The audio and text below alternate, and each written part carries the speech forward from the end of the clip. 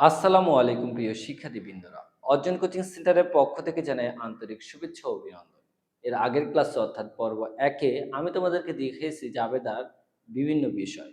আজকেও আমি পর্ব ২ এ জাবেদার আরো কিছু বিষয় নিয়ে আলোচনা করব। আজকের ক্লাসে আমি জাবেদা যে আমাদের আছে সেখানে যে প্রকৃত বা সাধারণ জাবেদা আছে সেটার নমুনা ছক কেমন সেটা নিয়ে আলোচনা করব। তারপর ওই ছকে আমরা কিভাবে জাবেদাগুলো লিখব সেই লেখার নিয়ম শিখাবো। এরপরে আমরা জাবেদায় অনেক সময় একটা পক্ষ ডেবিট করি, একটা পক্ষ ক্রেডিট করি। সেই ডেবিট ক্রেডিট করার যে নিয়ম সেটাও শেখাবো। দেখো আমাদের বোর্ডের দিকে যদি খেয়াল করো আমি প্রথমেই লিখেছি সাধারণ বা প্রকৃত জাবেদা লেখার নমুনা ছক। আমরা যে জাবেদাগুলো করব সেটা কোন ছকে করব? দেখো ছকটা আমি এখানে দেখিয়েছি। আমাদের ছকটা হচ্ছে প্রথমে তারিখ লিখব, বিবরণ বা হিসেবের নাম ও ব্যাখ্যা এটার একটা কলাম লিখব, তারপর হচ্ছে খপ্রি মানে হচ্ছে খতিয়ান এবং পৃষ্ঠার একটা কলাম লিখব, তারপর হচ্ছে ডেবিট টাকা একটা কলাম, তারপর হচ্ছে ক্রেডিট টাকার একটা কলাম। অর্থাৎ এই যে ৫টা যে শিরোনাম দেখতেছো এই ৫ শিরোনাম বিশিষ্ট ৫টা কলামই হচ্ছে আমাদের সাধারণ অথবা প্রকৃত জাবেদার ছক। এই ছকেই আমাদের সাধারণ বা প্রকৃত জাবেদা করতে হবে। আশা করি তোমরা বুঝতে পেরেছো। এরপরে এই সাধারণ জাবেদা বা প্রকৃত জাবেদা লেখার যে নিয়ম সেটা দেখো। প্রথমে আমি কি লিখেছি? আমাদের ছকে যে তারিখ আছে না সেই তারিখের কলামে প্রতিটি লেনদেনের তারিখের ক্রম অনুযায়ী তারিখ লিখতে হবে। আমরা যখন অঙ্ক করি একটা প্রতিষ্ঠানের সেখানে আমরা কিন্তু দেখতে পাই কতগুলো অনেকগুলো লেনদেন তারিখ অনুযায়ী থাকে। তো আমাদের এই তারিখের ঘরে প্রথম যে তারিখে যে লেনদেনটা থাকবে সেই লেনদেন লেখার জন্য প্রথম যে তারিখটা থাকবে সেই তারিখটা লিখবো। আবার দ্বিতীয় লেনদেনটা যে তারিখে সংঘটিত হবে সেই তারিখটা লিখবো। আবার তৃতীয় লেনদেন যে তারিখে সংঘটিত হবে তারপরে সেই তারিখ। এইভাবে তারিখের ক্রম অনুযায়ী তারিখের ঘরে তারিখ লিখবো। ঠিক আছে? এরপর আমাদের কি করতে হবে? নির্দিষ্ট তারিখের লেনদেনের দুটি পক্ষ বা হিসাবে ডেবিট ও ক্রেডিট নির্ধারণ করতে হবে। আমাদের যে তারিখে যে লেনদেনটা হবে সেই লেনদেনের দুইটা পক্ষ, একটা ডেবিট হিসাব পক্ষ আর একটা হচ্ছে ক্রেডিট হিসাব পক্ষ, এটা তোমাদের নির্ধারণ করতে হবে। আমি যদি একটা উদাহরণ দিই, ধরো ২০১৭ সালে কোনো একটা প্রতিষ্ঠানে জানুয়ারির ১ তারিখে নগদে পণ্য ক্রয় করা হলো ৫,০০০ টাকা।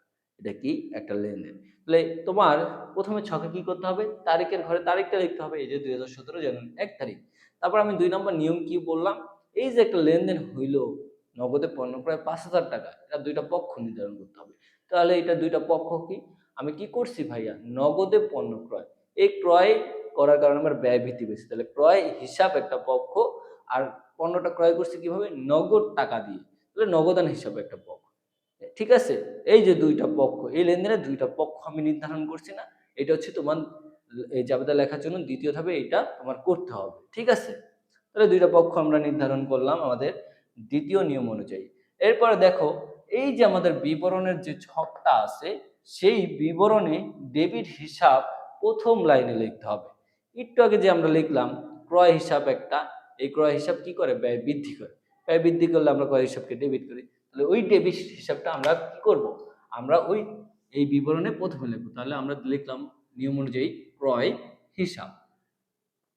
ক্রয় হিসাব কি করব? ডেবিট লিখব। এরপর আমাদের কি করতে হবে? ক্রেডিট হিসাব ২য় লাইনের একটু ভিতরে লিখতে হবে। অর্থাৎ আরেকটা পক্ষ ছিল না? নগদে পণ্য ক্রয় করছি, নগদান হিসাব। নগদে পণ্য ক্রয় করার কারণে এই নগদ যে একটা সম্পদ এটা হ্রাস পেয়েছে। আর আমরা জানি কোনো সম্পদ হ্রাস পেলে সেটা ক্রেডিট করতে হয়। তার মানে নগদান হিসাব ক্রেডিট। মানে ক্রেডিট যেটা হবে সেটা ২য় লাইনের একটু ভিতরে, মানে এটার বরাবর লেখা যাবে, একটু ভিতরে লিখতে হবে। তার জন্য আমরা এখানে কি লিখবো? নগদান হিসাব ক্রেডিট। নগদান হিসাব ক্রেডিট। ঠিক আছে? নগদান হিসাব ক্রেডিট। বুঝতে পারছো? এইভাবে দেখছো প্রথম লেনদেনটা আমরা কিভাবে জাবেদায় ভুক্ত করলাম। তাহলে এইভাবে আমরা বিবরণে লিখব। লেখার পরে আমাদের নিচে ব্যাখ্যা দিতে হবে। এই যে লেখার পরে নিচে কি করতে হবে? ব্যাখ্যা দিতে হবে। তুমি এইখানে কি করছো সেটাই জাস্ট থার্ড ব্র্যাকেট দিয়ে এখানে ব্যাখ্যা করে দিবা। তুমি কি করছো? নগদে পণ্য ক্রয় করছো, তাহলে এখানে লিখবা নগদে পণ্য ক্রয় করা হলো। এইটাই হচ্ছে তোমাদের ব্যাখ্যা। ঠিক আছে? তুমি এইভাবে প্রত্যেকটা লেনদেনের ব্যাখ্যা দিয়ে দেবা। বুঝাইতে পারছি? আচ্ছা, ওকে। এরপর ব্যাখ্যা দেওয়ার পরে তোমার পরের নিয়মটা কি? অর্থাৎ ৪ নম্বর নিয়মটা খ এবং প অর্থাৎ বা খতিয়ান পৃষ্ঠার ঘরে লেনদেন যে খতিয়ানে স্থানান্তর করা হবে তার নাম্বার লিখতে হবে। অর্থাৎ আমরা জাবেদার পরে কিন্তু খতিয়ানে আমাদের লেনদেনগুলো স্থানান্তর করি, তাই না? এই তুমি ক্রয় হিসাবটা যেই খতিয়ানে যত নাম্বার পৃষ্ঠা লিখবা সেই পৃষ্ঠা নাম্বারটা এখানে লিখতে হবে। আবার নগদান হিসাবটা তুমি যেই খতিয়ানে নিবা ওই খতিয়ানের পৃষ্ঠা নাম্বারটা এখানে লিখতে হবে। বুঝতে পারছো? এরপরে নিয়মটা দেখো আমরা কি করব। দেখো খতিয়ান পৃষ্ঠার পর একটা ডেবিট টাকার ঘর আছে আর একটা ক্রেডিট টাকার আছে। তাহলে আমি প্রথমে এখানে কি লিখেছি দেখো, ডেবিট কলামে ডেবিট হিসাবের টাকা, এই যে একটা ডেবিট হিসাবের টাকা, সেইটার টাকাটা আমি ডেবিট কলামে বসাবো। আবার কি বলছি, ক্রেডিট কলামে ক্রেডিট হিসাবের টাকা, অর্থাৎ এই যে একটা ক্রেডিট হিসাব লিখলাম এইটার টাকাটা আমি ক্রেডিট কলামে বসাবো। ঠিক আছে, এই যে লিখতে হবে। বুঝতে পারছি? এইভাবেই তোমার কি করতে হবে, জাবেদা স্বয়ং সম্পূর্ণভাবে লিখতে হবে। তো আমি প্রথম লেনদেনটা দিয়ে আস্তে আস্তে বুঝলাম। এবার আমি আরেকটা উদাহরণ দিই, সেই উদাহরণের মাধ্যমে আমি তোমাদেরকে দেখো কিভাবে খুব দ্রুত এইখানে লিখি। আরেকটা উদাহরণ হচ্ছে, ধরো আমি বলছি নগদে পণ্য বিক্রয় 10,000 টাকা, সেটা 3 তারিখে সংগঠিত হয়েছে। তাহলে আমি প্রথমে তারিখের ঘরে কি করব, ক্রম অনুযায়ী তারিখটা লিখলাম। তারপর আমার এই লেনদেনের দুইটা পক্ষ নির্ধারণ করতে হবে। কি করছি, নগদে পণ্য বিক্রয় 10,000 টাকা। তাহলে আমি এখানে বিক্রয় করছি, বিক্রয় করলে আমার আয় বৃদ্ধি পায়। আয় বৃদ্ধি পেলে কি করতে হয় ভাইয়া, ডেবিট, তাই না? আয় বৃদ্ধি পেলে কি করতে হয়, ডেবিট না ক্রেডিট? আয় বৃদ্ধি পেলে ক্রেডিট করতে হয়। তাহলে আয় হিসাবটা আমার কোন কারণে হচ্ছে, বিক্রয়ের কারণে। তাহলে বিক্রয় হিসাব আমি ক্রেডিট করব, এটা হচ্ছে আমার দ্বিতীয় লাইনে বসবে। আর বিক্রয়টা কিভাবে করেছি, নগদে।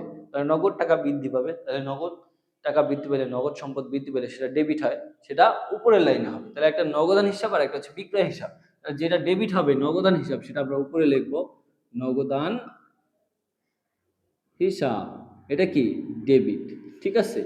আর একটা হচ্ছে আমরা বিক্রয় করছি, বিক্রয়ের কারণে আয় হয়েছে, তাহলে আয় বৃদ্ধি পেলে বিক্রয় হিসাব ক্রেডিট। ঠিক আছে, এইখানে লিখলাম।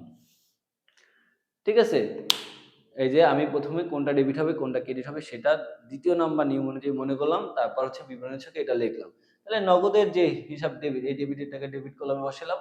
আবার বিক্রয় হিসাব যে ক্রেডিট, সেই ক্রেডিটের টাকা ক্রেডিট কলামে বসালাম। ঠিক আছে, তো আশা করি তোমরা বুঝতে পেরেছো। তো এই দুইটা তো আমি সরাসরি বুঝিলাম। এরপরে এখানে আমি লিখেছি দেখো, ডেবিট ক্রেডিট হিসাব নির্ণয়। মানে এই যে দুইটা পক্ষ তুমি চিন্তা করছো কোনটা কখন ডেবিট হবে কোনটা কখন ক্রেডিট হবে, তুমি যে এই 5টা বিষয় মনে রাখো তাহলে তুমি সেটা পারবা। যেমন ধরো তুমি যেই হিসাব নিয়ে চিন্তা করো, ধরো তুমি যদি প্রথমে ক্রয় হিসাব নিয়ে চিন্তা করো, তুমি চিন্তা করবে এই ক্রয়টা কি, এটা কি কোনো সম্পদ? হ্যাঁ, সম্পদ হলে সেটা যদি বৃদ্ধি পায় সেটা ডেবিট, সেটা যদি হ্রাস পায় সেটা ক্রেডিট। এটা কি কোনো ব্যয়, ব্যয় যদি বৃদ্ধি পায় সেটা ডেবিট, ব্যয় যদি হ্রাস পায় সেটা ক্রেডিট। এটা কি কোনো আয়, আয় যদি বৃদ্ধি পায় সেটা ক্রেডিট, আয় যদি হ্রাস পায় সেটা ডেবিট। এটা কি কোনো দায়, এটা যদি দায় হয়ে বৃদ্ধি পায় সেটা ক্রেডিট, দায় যদি হ্রাস পায় সেটা ডেবিট। এটা কি কোনো মালিকানা সত্ত্ব, মালিকানা সত্ত্ব যদি বৃদ্ধি পায় সেটা ক্রেডিট, মালিকানা সত্ত্ব হ্রাস পেলে সেটা ডেবিট। না, এখানে আমি চিন্তা করি এই যে ক্রয় হিসাব, এই ক্রয় হিসাব যে আমি একটা পক্ষ বের করলাম, ক্রয় করলে কি হয় ভাইয়া, ব্যয়। তাহলে এটা একটা ব্যয়, এই ক্রয়ের কারণে ব্যয়টা বৃদ্ধি পেয়েছে না হ্রাস পেয়েছে বলো তো? অবশ্যই বৃদ্ধি পেয়েছে। তাহলে দেখো ক্রয় একটা ব্যয়, সেটা বৃদ্ধি পেয়েছে, সেটা ডেবিট করতে হবে, তার জন্য কিন্তু ক্রয় হিসাব আমরা ডেবিট লিখছি। আবার এই ক্রয়টা কিভাবে করেছিলাম, আর একটা পক্ষ কি ছিল, নগদে করেছিলাম, নগদান হিসাব ছিল। এই নগদ টাকাটা কি তোমার জন্য, সম্পদ না? সম্পদ। এই নগদ ক্রয় করার কারণে নগদ টাকা কি চলে গেছে, ব্যয় হয়েছে, তাই না? নগদ সম্পদটা হ্রাস পাইছে, তাহলে সম্পদ হ্রাস পেলে সেটা কি হয়, ক্রেডিট, তার জন্য নগদান হিসাব এখানে ক্রেডিট হয়েছে। এরপর এই উদাহরণের কথা চিন্তা করে দেখো, এখানে নগদান হিসাব ডেবিট কেন হলো, তুমি পণ্য যে বিক্রয় করছো, বিক্রয়ের সময় নগদ টাকা পাইছো না, তোমার প্রতিষ্ঠানে নগদ সম্পদ বৃদ্ধি পাইছে, সম্পদ বৃদ্ধি পাইলে ভাইয়া ডেবিট, তার জন্য নগদান হিসাব ডেবিট লিখছো। আবার বিক্রয়ের কারণে তোমার কি হয়েছে, আয়, আয় যদি বৃদ্ধি পায় কি হয়, আয় বৃদ্ধি পেলে ক্রেডিট হয়, এই যে আয় বৃদ্ধি পেলে ক্রেডিট, তার জন্য তুমি বিক্রয় হিসাব ক্রেডিট লিখছো।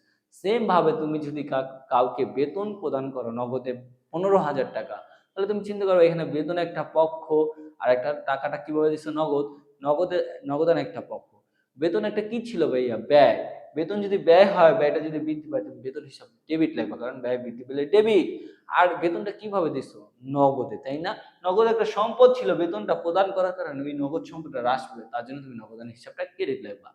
সেম ভাবে ভাই তোমার যদি কোনো সম্পদ, ধরো নগদে আসবাবপত্র ক্রয় করা হলো, তাই না? আসবাবপত্র একটা কি সম্পদ, নগদে আসবাবপত্র ক্রয় করা হইলে ওই আসবাবপত্রটা বৃদ্ধি পায়, সম্পদটা বৃদ্ধি পায়, তাহলে আসবাবপত্র হিসাব তুমি ডেবিট করবা। আর এই আসবাবপত্র কেনার কারণে নগদ সম্পদ তোমার আবার হ্রাস পেয়েছে, তাহলে নগদান হিসাব ক্রেডিট। তাহলে এইভাবে প্রত্যেকটা লেনদেন তুমি ডেবিট ক্রেডিট চিন্তা করেই জাবেদায় লিখতে পারো। আর জাবেদা কিভাবে লিখবে এটা নিয়ম তো শিখিয়ে দিলাম। তো আশা করি তোমরা এখন থেকে জাবেদা কিভাবে লেনদেনগুলো লিখবা সেটা পারো। ঠিক আছে? তো সবাই ভালো থাকবে, সুস্থ থাকবে। আজকের ক্লাসে এইটুকুই ছিল। এর পরবর্তী ক্লাসে আমি অর্থাৎ পর্ব ৩ এ কিভাবে কোন লেখা থাকলে কোনটা ডেবিট কোনটা ক্রেডিট হবে এই বিষয় নিয়ে আলোচনা করব। ভালো থাকবে, সুস্থ থাকবে। আসসালামু আলাইকুম।